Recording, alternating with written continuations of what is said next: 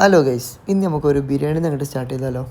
എടപ്പാളുള്ള മുഫീദ റെസ്റ്റോറൻറ്റത്തെ കുട്ടൻ ബിരിയാണി വേറെ ലെവലാണ് കേട്ടോ. കുട്ടൻ്റെ ഒപ്പം കട്ടൻ, അതൊരു കോമ്പിനേഷൻ ആണല്ലോ. അത് കഴിഞ്ഞൊരു മൗണ്ടൻ ഡ്യൂ കുടിച്ചപ്പോൾ ആഹാ സെറ്റ്. അത് കഴിഞ്ഞ് നമ്മൾ നേരെ പോയത് നെസ്റ്റോയിൽക്കാണ് കേട്ടോ. ഇന്ന് എൻ്റെ ഗേൾ ഫ്രണ്ടിൻ്റെ ബർത്ത്ഡേ ആയതുകൊണ്ട് ഒരു ഡ്രീം കേക്കൊക്കെ വാങ്ങി ഞാൻ നേരെ ഗേൾ ഫ്രണ്ടിനെ കാണാൻ വേണ്ടി പോയി. കേക്ക് കൊടുത്തതും മൂപ്പരുടെ മുഖത്തുള്ള ഒരു ചെറി കണ്ടപ്പോൾ തന്നെ നമ്മൾ ഹാപ്പിയായി.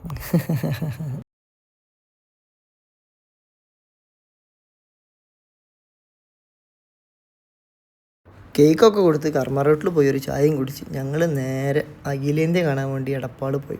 ടിക്കറ്റ് കൗണ്ടറിൽ നോക്കുമ്പോൾ ആ പൊരിഞ്ഞടി. നമ്മൾ അപ്പുറത്തെ കൗണ്ടറിൽ പോയി ഗൂഗിൾ പേ ചെയ്ത് ടിക്കറ്റും വാങ്ങി നൈസായിട്ട് ഉള്ളിൽ കയറി. സബാൻ കോട്ടക്കലും അഭിലാഷ് FC കുപ്പൂത്തും തമ്മിലുള്ള ഒരു വാശിയില്ലാത്തൊരു പോരാട്ടം കാണാനാണ് ഞങ്ങൾ പോയത്. ആദ്യം ഗോൾ അടിച്ചത് അഭിലാഷ് FC ആണെങ്കിലും കളി തീരുമ്പോൾ സ്കോർ 4-1 സബാൻ കോട്ടക്കൽ ജയിച്ചു. ഗാലറി പൊളിഞ്ഞു വീണ കളീൻ്റെ ബാക്കി കളിക്കാൻ വേണ്ടി ഫിഫ മഞ്ചേരിയും അൽമദീന ചെറുപ്പുളശ്ശേരിയും ഗ്രൗണ്ടിലെത്തിയിട്ടുണ്ടായിരുന്നു.